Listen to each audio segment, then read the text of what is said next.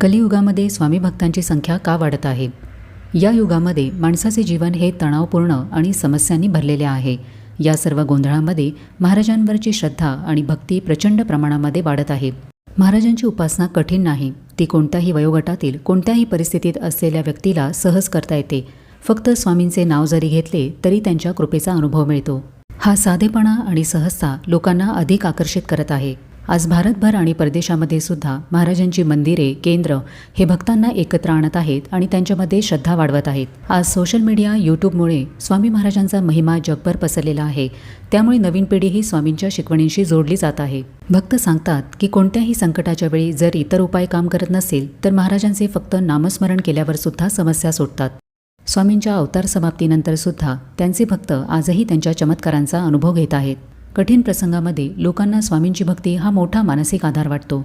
त्यामुळे भक्तांचा स्वामींवरचा विश्वास अधिक दृढ होत आहे आणि म्हणूनच कलियुगामध्ये स्वामी भक्तांची संख्या झपाट्याने वाढत आहे. श्री स्वामी समर्थ.